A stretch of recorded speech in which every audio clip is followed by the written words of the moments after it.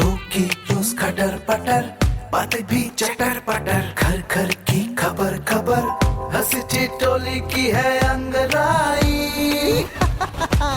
Radio Raju भाई, radio Raju भाई, radio Raju भाई, राज मिस्त्री का अपना रेडियो।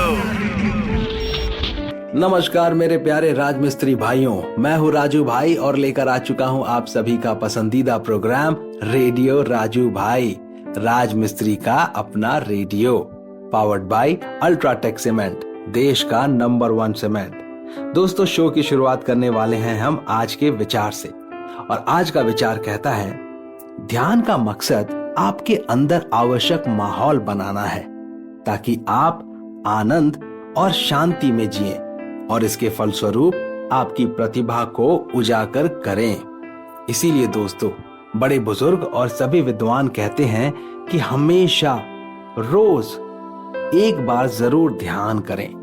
आप जितना ध्यान कर सकते हैं उतने से शुरुआत करें। 1 minute, 2 minute, 10 second, 15 second, 20 second, 30 seconds, जितना भी आप ध्यान कर सकते हैं, 10 मिनट, 15 मिनट, वो धीरे धीरे धीरे आपकी जो प्रतिभा है और आपकी जो शैली है वो बढ़ती चली जाएगी और आप ज्यादा लंबे समय तक ध्यान कर पाएंगे। तो दोस्तों, ध्यान बहुत आवश्यक है। अब रुक करते हैं हम दिल की बात की ओर, और आज दिल की बात में मैं आपको बताने वाला हूं दोस्तों कि हमें हंसते मुस्कुराते, जी हाँ, हंसते मुस्कुराते क्यों रहना चाहिए, क्यों हम सब के लिए बहुत जरूरी है हंसना। हंसने से क्या क्या होता है। हंसना या खुश रहना किसी भी इंसान के स्वास्थ्य के लिए किसी थेरेपी से कम नहीं है। फिर चाहे आप टीवी पर कार्टून देखकर हंस रहे हो, न्यूज़पेपर के जोक पढ़कर हंस रहे हो, या फिर अपने बच्चे की किसी फनी एक्टिविटी पर मुस्कुरा ही क्यों ना रहे हो, हंसना आपकी सेहत के लिए अच्छा है। हंसने से आपका स्ट्रेस कम होता है। इतना ही नहीं, आपकी एक हंसी स्ट्रेस को दूर करने के साथ साथ आपकी मांसपेशियों को 45 मिनट तक का आराम पहुंचाती है, जिससे आप रिलैक्स फील करते हैं। हंसने से शरीर में स्ट्रेस का हार्मोन लेवल कम हो जाता है, जो शरीर में बने एंटीबॉडीज के लिए फायदेमंद है। हंसना दिल की सेहत को मजबूत बनाए रखने के साथ साथ डिप्रेशन, एंजाइटी जैसी मानसिक समस्याओं को दूर करता है, जिससे हार्ट और कई अन्य बीमारियों का खतरा टलता है। इसलिए ये हमें शारीरिक और मानसिक दोनों तरह से स्वस्थ बनाए रखता है।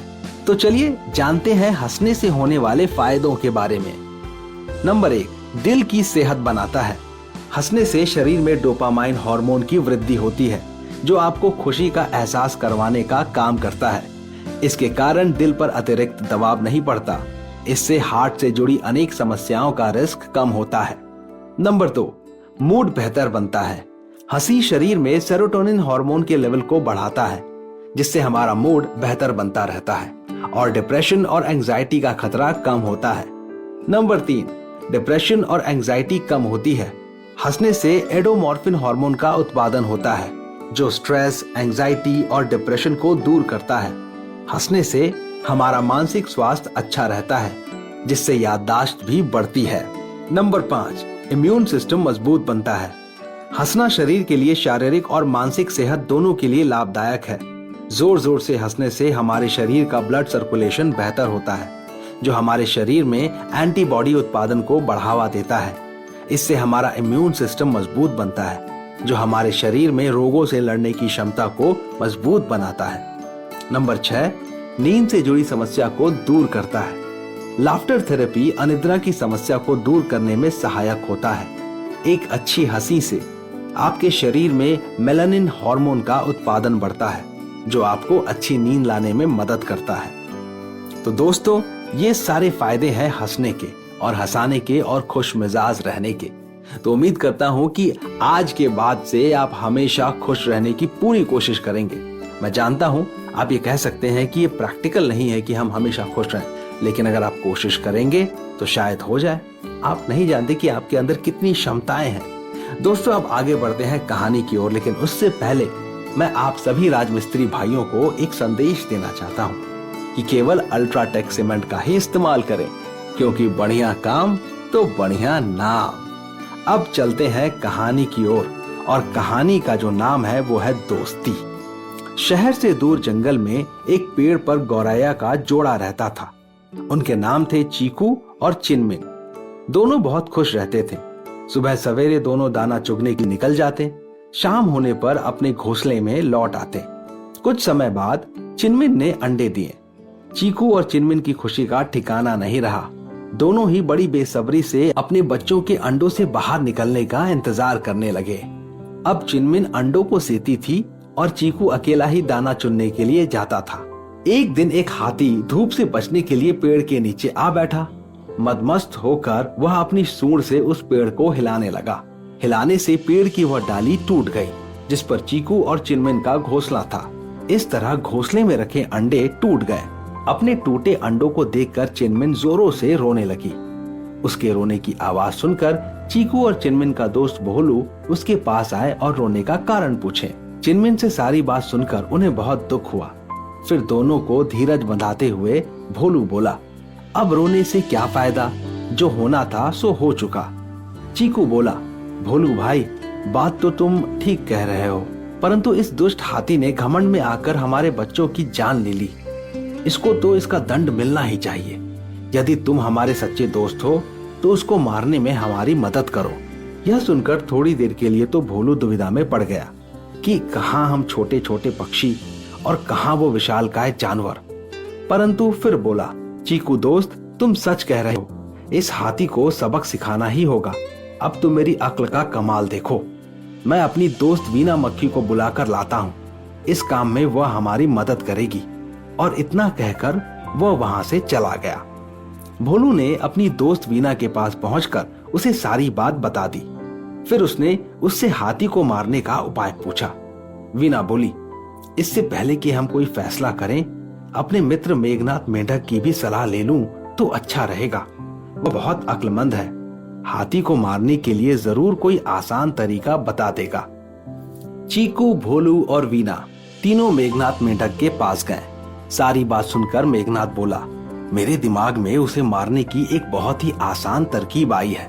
वीना बहन, सबसे पहले दोपहर के समय तुम हाथी के पास जाकर मधुर स्वर में एक कान में गुंजन करना। उसे सुनकर वह आनंद से अपनी आंखें बंद कर लेगा। उसी समय भोलू अपनी तीखी चोंच से उसकी दोनों आंखें फोड़ देगा। इस प्रकार अंधा होकर वह इधर उधर भटकेगा। थोड़ी देर बाद उसको प्यास लगेगी। तब मैं खाई के पास जाकर अपने परिवार सहित जोर जोर से टर टर की आवाज करने लगूंगा। हाथी समझेगा कि यह आवाज तालाब से आ रही है। वह आवाज की तरफ बढ़ते बढ़ते खाई के पास आएगा और उसमें जा गिरेगा और खाई में पड़ा पड़ा ही मर जाएगा। सबको मेघनाथ की सलाह बहुत पसंद आई। जैसा उसने कहा था, वीना और भोलू ने वैसा ही किया। इस तरह छोटे छोटे जीवों ने मिलकर अपनी अक्ल से हाथी जैसे बड़े जीव को मार गिराया और फिर से प्यार से रहने लगे। तो दोस्तों, इस कहानी से हमें क्या सीख मिलती है?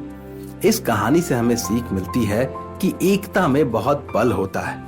एकता की शक्ति बहुत ज्यादा होती है। बड़े से बड़ा लक्ष्य आप पा सकते हैं अगर आप परिवार एकजुट हो जाएं।